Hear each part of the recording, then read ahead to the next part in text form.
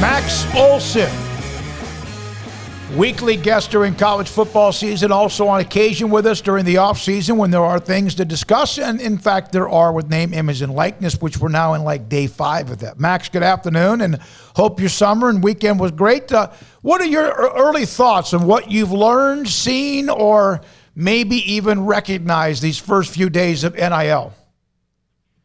Hey guys, appreciate you having me on. I think it's been interesting to watch the first few days of this. Obviously, there's still not like a ton of clarity on maybe best practices with this stuff as everyone kind of figures it out school to school and state to state with this. And I also think we're just in a time period where there's going to be a lot of trial and error, and the kind of the first iteration of this probably is not going to, like, there's going to be a lot of people making deals and a lot of companies and boosters or whatever, investing money in this. Will they actually get any return on that money? I don't really know, but I think there's a lot of people trying to make moves and see if this works and see what the benefit is. And, I definitely applaud guys like, De'Aaron King or Mackenzie Milton who had a plan and have made good money and have sort of approached this with a couple different things they want to do. And hopefully a lot of players are able to benefit from this. But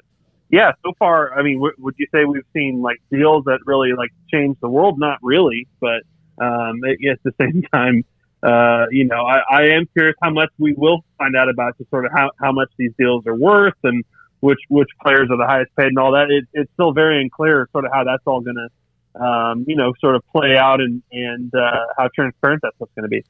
Max, one of the weird things about them, the NCAA deregulating this, is one of the guidelines they gave people was, if you have a state law, then that's your law. Or if you don't, then you can take the law that's maybe being proposed and do that as a guideline, or take someone else's state law and use that as a guideline. Why didn't they just, if they agreed to let everybody do that, why didn't they just do that themselves and make that the rule? Pick their favorite state, Texas, Florida, California, make that the rule and go. Look, man, I'm not paid to defend the NCAA. You're not going to get me doing all that. I think that clearly, they've had this deadline of July 1 for a very, very long time. They even got it pushed back. It should have been, I think, the start of 2021. But this was known for a very long time. This was coming, and clearly they could not get all their ducks in a row and get the desired outcome that they wanted in time for July 1. And so, yeah, it leads to this kind of free-for-all.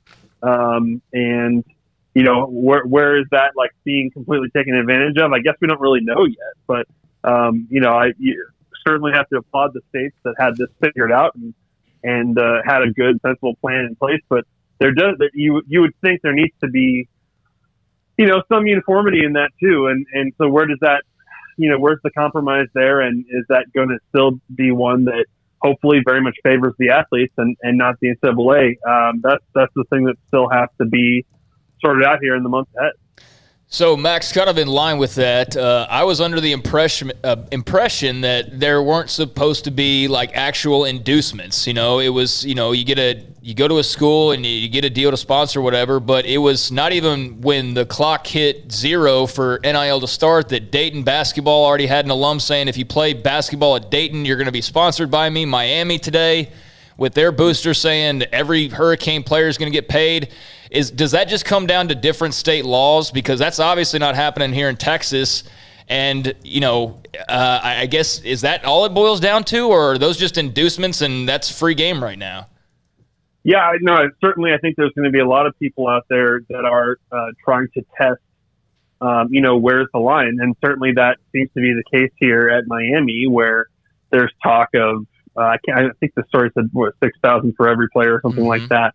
And they were trying to round up money from businesses around town to make Miami great again or whatever. And look, that kind of stuff, like it looks and feels a little icky, but there's going to be a lot of that, I think, in the months ahead here as people try to figure out where is that line and why can't we just sort of figure out a way to almost like super PACs, like just have all these people contribute to this fund that's paying players. Now, what do the players have to sort of like do to actually earn that is a good question. But look, there's going to be a lot of that.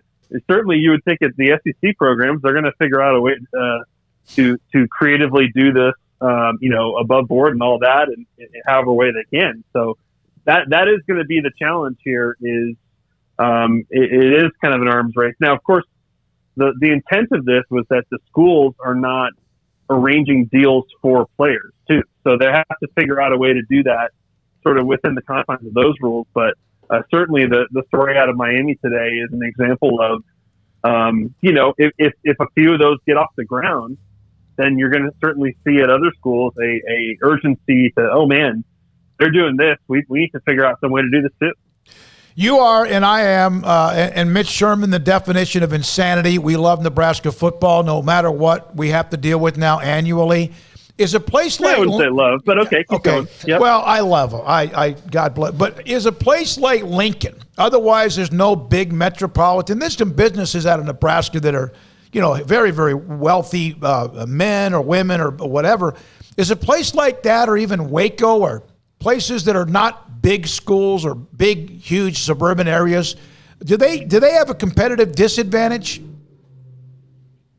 Oh, I think potentially there's a competitive advantage. I mean, I think in the case of Nebraska, you're the only show in town in the whole state, and so like we haven't seen anything really insane on the Nebraska side of things so far. You see players launching clothing lines or podcasts or getting small deals with Runza or stuff like that, but certainly, I think there are places like Lincoln or Waco where you have an extremely passionate fan base, and this is the one thing that everyone in your city sort of rallies around. You would think that, that as this gets rolled out and people get comfortable with this, that a lot of businesses say, hey, this is worth trying. This is worth investing our money in players. Now, how do you go about doing that? Is there a way are you going after the starting quarterback and these sort of like top high-profile guys, or is it more about supporting the entire, team? I think is the question. But yeah, no, I think there's definitely opportunity when you have a very passionate fan base, and if that fan base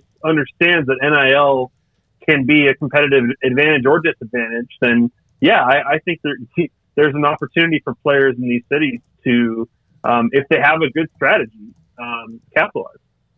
Max, are there I don't know if a generation is the right term, but a subset of coaches that will not be able to handle this brave new world, and you might see them get out or move on to other things because name, image, likeness might be more than they can wrap their head around?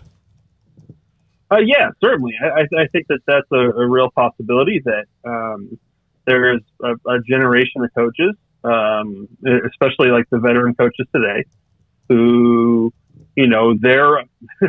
their experience in college football has been the same for 20, 30, 40, 50 years. And they probably find it pretty distasteful what's going on and how much things are changing. Now, I hear that when I talk to coaches individually, who sort of rant about this stuff and say, off the record, oh man, if this ever happens, I'm going to get out of here and stuff like that. Will they actually do it? I don't know. I mean, there's not that many jobs in the NFL that you can go get. So I think a lot of coaches, they either need to adjust to the times and figure out how to make their program successful by the new standards and stuff, or move on and let.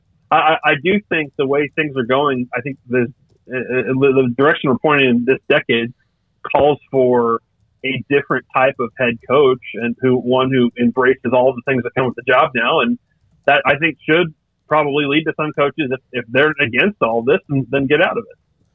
Max, got Big 12 Media Days coming up next week in Arlington. Is there a particular story, a particular angle that you immediately think of when you think of the Big 12 and the football landscape in 2021? A good question. Yeah, I mean, I guess it kind of depends on which players are going. But, it does seem like to me, when I look at the Big 12 right now, the thing that I'm kind of uncertain about is just kind of the top half of the league. And I think Oklahoma has a very, has sort of checks all the boxes of a team that might even be preseason number one. I think that's not totally unreasonable. I think they're preseason top 14 for sure. I think Iowa State looks like a preseason top 10 team just in terms of having everybody back. To me, the curiosity is what's that next tier of teams in the Big 12. And I think a lot of people tend to just assume that's Texas, and I don't. I think that TCU, Oklahoma State, Texas are all kind of in that same, sort of 8-9 win range. I would think if TCU can bounce back after being kind of average here these past few years. But then who's jumps up and plays with them at that level? I think there's a bunch of teams that have that potential. So I do think as much as we probably all feel certain about number 1 and number 2 in the Big 12, I do think this is a year where it's hard to put your finger on, number 3 through number 9, basically, from how it's going to play out. I agree. I absolutely agree. In fact, I did the poll. We all shared who we voted for and sent that in and all that. I got to tell you, because when I filled out the all Big 12 preseason team on offense and defense, there were a chunk of players from Oklahoma and Iowa State, and there were others as well. But I don't know. I really, really don't know. From, as you mentioned, I think maybe 3 to 7, 3 to 8, perhaps 3 to 9. Is it a given that Spencer Rattler, or is it Breece Hall, or could it be the explosive running back from Texas, or who is it going to be, in your opinion, as the favorite, other than the obvious, as Big 12 Offensive Player of the Year? Yeah, I mean, I haven't filled that out yet. Thanks for reminding me. I need to get on this. But I mean, it was Breece Hall at the end of last year, and it's easy to forget Brock Purdy was actually the All Big 12 quarterback ahead of Rattler in the coaches' vote for All Conference. So that is a little curious too. I would think people are going to kind of automatically go with Rattler just because he's kind of being held up right now as a clear top 3 Heisman kind of guy, maybe even the Heisman front runner. So I would think people will go with Rattler, but yeah, I mean, you could make a case for a few other guys, Bijan Robinson, maybe even Deuce Vaughn. You go through the receiver list, and that's kind of a lot of those guys moved on. So I don't know that it'd be one of them. So yeah, I would think Rattler or Breece Hall probably. Max, I know this is probably hard to quantify given how bad they've been, but do you think that for at least a little while, given everything that's gone on at Kansas, especially a coaching change late in the year, that they might be a little bit worse even before they get better? Oh yeah, absolutely. I mean, they've lost more than 20 scholarship players to the portal this offseason, and you would think in a year like this, when you have a chance to bring super seniors back to your roster, you would think, oh wow, this is the first year where Kansas maybe has a chance to, thanks to this one-time deal, get back to having 85 scholarship players. Well, that's not going to be the case because a ton of their seniors moved on under Les Miles, and then they have a coaching change in the spring. So, it's going to take a step back. Obviously they lose. They lost Puka Williams to the draft, but then they lost some of their best young players. Went in the portal and decided to go elsewhere, and even landed on SEC rosters. They had some decent young players there that played a lot last year. It was a very young team last year, and some of those guys moved on. So yeah, it's between the players they've lost and the fact that this staff didn't get to go through spring with these guys. Yeah, I would think it probably sets up for maybe not necessarily 0-12, but certainly kind of a year zero sort of rock bottom kind of year as they really totally rebuild this roster. Max Olson, theathletic.com. Max, thank you very much. Appreciate it. We're going to see you in Arlington. Yep, I'll see you guys next week. Can't wait. It's back, and we'll be there. Thank you for your time. Max Olson, theathletic.com, with us on SicEm365 Radio.